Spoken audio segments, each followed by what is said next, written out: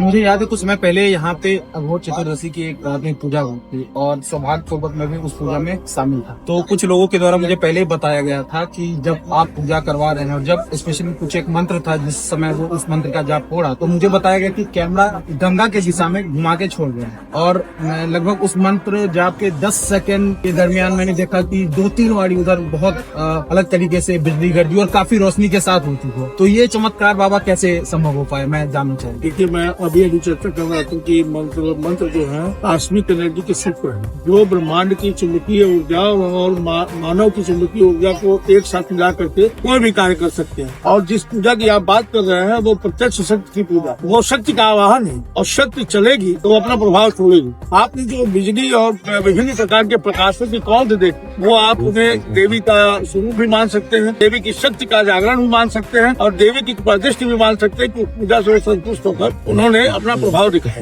कि मैंने इस चीजों को अपने आंखों से देखा है तो मैं इन चीजों को मानता हूँ। तो क्या ये आम लोगों के लिए खतरा भी हो सकता है या ये मतलब एक वे सामान्य पूजा ही है जैसा वो अपने घरों पे करते हैं? नहीं, ये विशिष्ट पूजन है जो प्रकारिक ब्रह्मांड की ऊर्जा जिस रूप में भी हम उसको लेते हैं, देवी के रूप में, शिव के रूप में, विष्णु के रूप में, जो भी हमारा देव समुदाय है उस ब्रह्मांडीय ऊर्जा, क्योंकि हम तो जानते हैं कि देवता हमारे अंतरिक्ष में बसते हैं, ये उसी बात को साबित करता है कि वो ब्रह्मांडीय ऊर्जा के प्रतिनिधि है और हम भूमंडलीय ऊर्जा के प्रतिनिधि। तो ये पूजा अति विशिष्ट पूजा है, ये सामान्य पूजा नहीं है जो घरों में आप उपासना करते और ये साधना। तो साधना और उपासना अलग अलग तत्व है, अलग अलग बातें हैं, अलग अलग प्रणाली है। ये कि मतलब मैंने देखा है कि बहुत से लोग आते हैं अपनी पीड़ा से बताते हैं और आप उसका समाधान दो, तो ये आप कैसे चमत्कार करते हैं? ये चमत्कार नहीं, शरीर पंच तत्वों से बना और अघोर साधना पंच तत्वों, पंच महाभूतों की साधना। आपके भीतर जब किसी तत्व की कमी होती है, आपका पित्त कमजोर हो गया, आपका खाना नहीं, और आपने बड़ी प्राचीन प्रणाली आजकल उसको हीलिंग कहते हैं और हमारे ग्राम देहात में कहते थे झाड़ दिए। क्या झाड़ दी? उस तत्व को झाड़ दिए जो आपको कमजोर कर रहा है। हीलिंग मतलब दोनों की बातें अलग अलग, दोनों की प्रणाली अलग है। हीलिंग मतलब भर दी,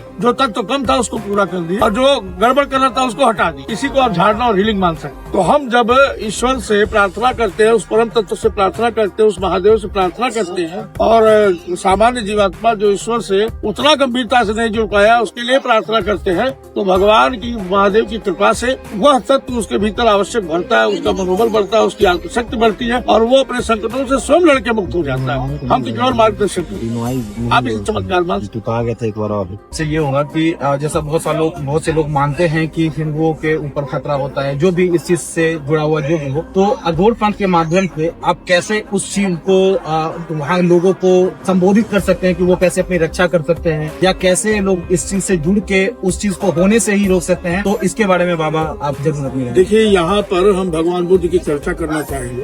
हमारे यहाँ 10 अवतार हुए हैं भगवान नारायण के। नारायण मतलब जो लोग ईश्वरा की रक्षा करते, भगवान विष्णु को पालन माना जाता है, पालनकर्ता माना जाता है विश्व ब्रह्मांड का। तो उनके जितने अवतार हुए उन सबने एक न एक मैसेज दिया, एक न एक संदेश दिया उन्होंने। वो हमारे संदेश वहाँ के ईश्वर के नहीं, ईश्वर ने स्वयं संदेश। तो बुद्ध का जो अंतिम अवतार हम मानते हैं भगवान तथागत बुद्ध का, तो उन्होंने 4 बातें उनका उपदेश था कि बुद्धम शरणम गच्छामि। हिंदू कैसे अपनी रक्षा कर सकता है, उस पर केवल बुद्ध के संदेश को समझने की आवश्यकता है। भगवान बुद्ध ने कहा कि बुद्धम शरणम गच्छामि, बुद्ध की शरण में रहो, विवेक जागृत रखो। फिर उन्होंने कहा कि धम्मम शरणम गच्छामि, धर्म की शरण में जाओ। आओ कहीं नहीं कहा कि मेरे पास आओ, जाओ धर्म की शरण में जाओ, धर्म युक्त आचरण करो, स्वधर्मियों से स्नेह रखो और संघम शरणम गच्छामि। सारे लोगों को एकजुट करके एक साथ।